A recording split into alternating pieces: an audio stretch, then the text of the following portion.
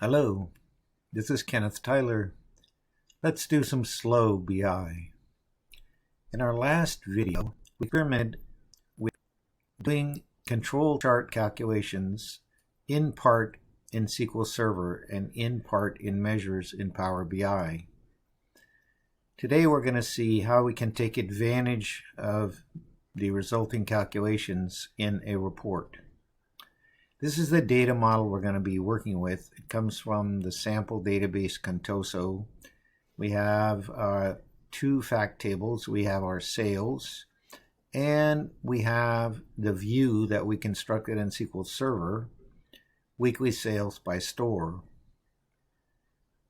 We have two dimensions that both of those share. One is the store table and the other is the date table.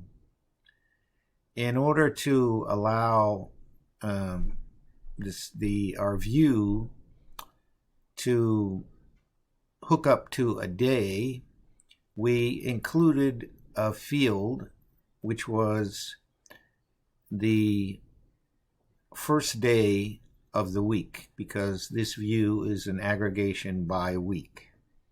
So that's a single day which can then hook up to our date table. So let's look at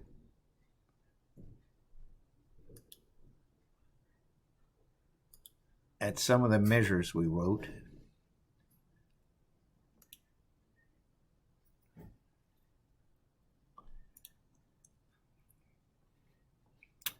In order to calculate where we had a Rule 1 violation. So we have a dummy table here with our measures in it.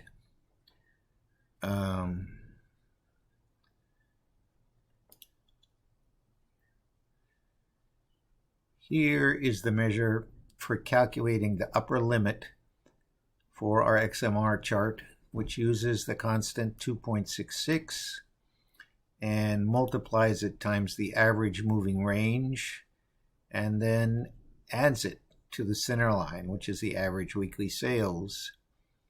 And here is a very similar measure that calculates the lower control limit. And here we have a measure that looks at the upper control limit and tries to see whether the weekly sales are above the upper control limit. Because the first rule for finding data, which are signals and not just random variation, is that they be above or below the control limits on the chart. And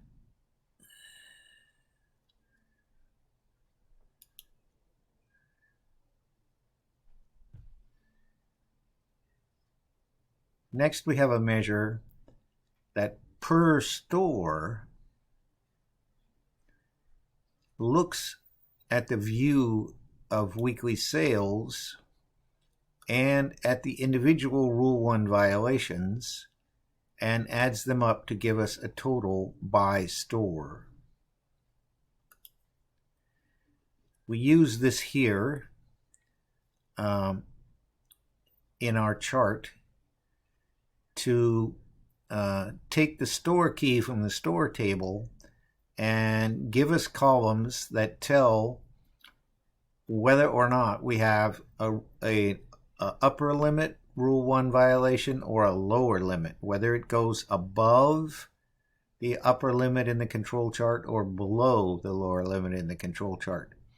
And our idea is that there are lots of stores in Contoso and lots of weeks, and we only want to analyze the stores that violated Rule 1. We have a date slicer here, which allows us to pick the period. So we're going to pick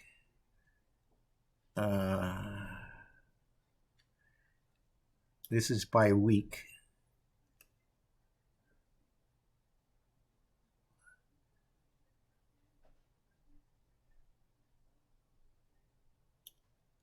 So we're basically going to pick the year 2009. And then we're going to sort our chart so that the Rule 1 violations come to the top. When we select a line here, because of the magic of Power BI, that store will become the context for the data being shown in the graph. And we can see indeed that this store did spend a lot of time in the upper quadrant above the center line, and then here went 3 times in the last part of the year above the upper limit. Let's look at the next one. For some reason, my logic does not work on some of these stores. Here, this store had a period in the middle of the year when it was well above. Now this means that these values that are above the upper limit should have an identifiable cause, or to put it another way, it might be worth time and energy trying to figure out what the identifiable cause was. Although we're testing for the upper limit, we see that the same store spent some time when it was below the lower limit. So it could be that the identifiable cause for this and the identifiable cause for the time it was above the upper limit are the same cause, or they might be different causes. Again, we have a store that went above the upper limit. This red box is indicating the chart is more sensitive and is applying more rules, and this is indicating that there were, I think it's more than 8 measurements below the center line, sequential measurements below the center line. Again, we have a store that shows the same phenomena, which is towards the end of the year, it had a run of measurements that were above the center line, and here it had a run of measurements that were below the center line.